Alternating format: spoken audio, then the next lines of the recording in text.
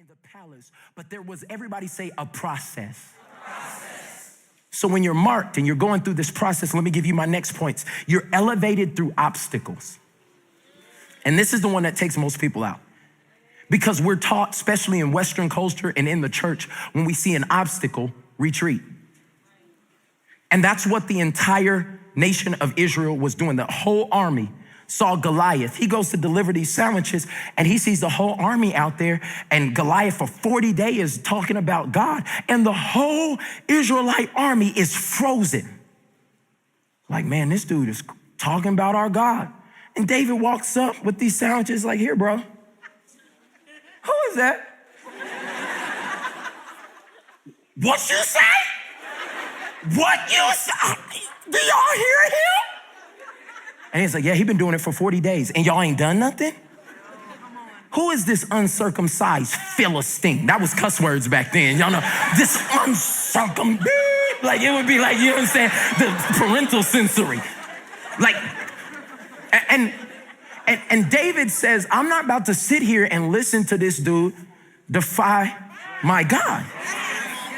So where thousands took a step back because they saw an obstacle, David took a step forward because he saw an opportunity.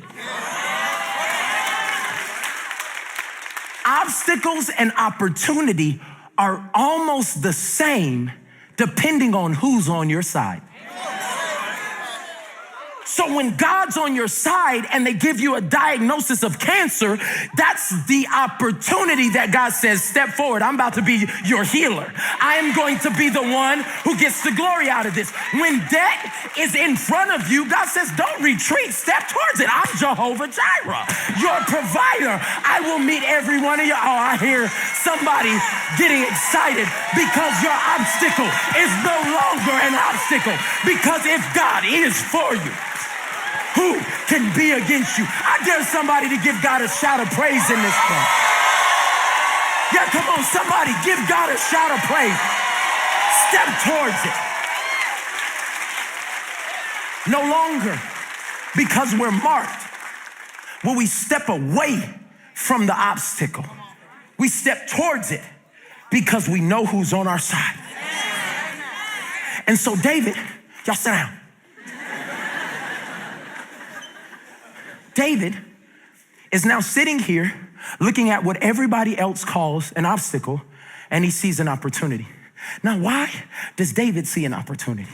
It's because when David was in the pasture and nobody was looking, God taught him some things behind closed doors.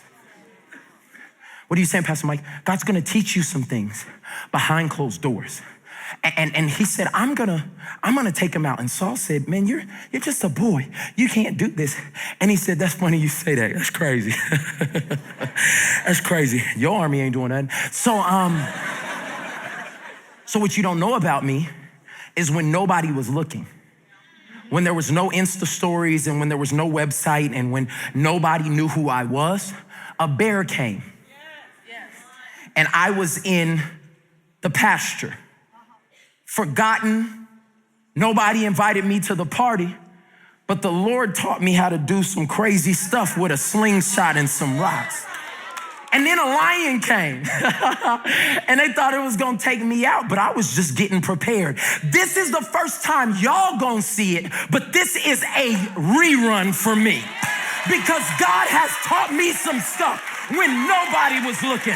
When I was in the pasture, he taught me how to take what I had and do something with it.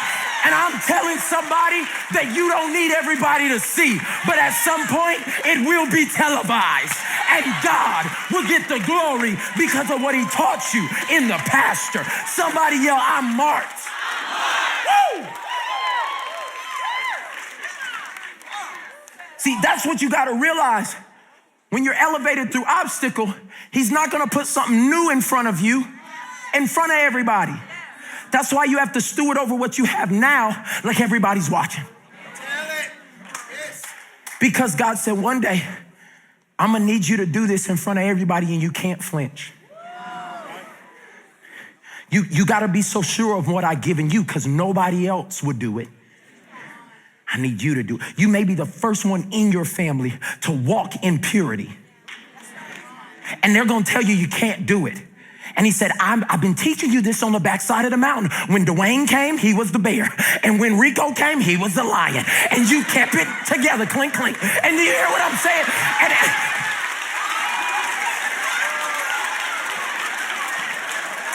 Pastor Stephen told me I could preach out like I was at home. Is that all right? What I'm saying is you can't flinch when it comes to the big stage. So when you're marked, let me give you this next one. You must be you. So okay. Wow. Okay, God, I'm approved in private. I got that. Okay, I'm anointed before I'm positioned, so I'm gonna be content with where I'm at right now. I'm actually gonna work on my skills until I can solve some problems. And then I understand that my next opportunity is wrapped in obedience. So I just need to listen to what you're saying as I'm spending time with you. And then, okay, I got it. I'm gonna face some obstacles, but the obstacles aren't there to take me out. They're there to elevate me. So I just step towards them and you're on my side. And then you're telling me I gotta be me. Like when they tried to put Saul's armor on to David, it didn't fit yet. Like one day it would, one day he'd be the king, one day he would be able to do that, but it didn't fit yet. And God did not expect David to be what he wasn't to defeat Goliath. He said, I'm gonna use you how you are. Pick up the slingshot and the 5 smooth stones. That's what you know. That's the thing I want to break in somebody's mind who feel like you gotta talk like somebody or dress like somebody or be something else. God says, I made you with your weak humor and your funny accent. And he said, I'm gonna use all of that. But you can't conform to others because they were successful in an area. God said there's a fingerprint and a DNA that you have, that you unlock your favor in the earth and you unlock your resources in the earth if you're you. That's only if you're marked. You only can be you. I can't come up here and be anybody else. Some of y'all like, Pastor Stephen gone? Where John Gray at? He ain't here. I'm the skinnier little brother version of him. You gotta be you.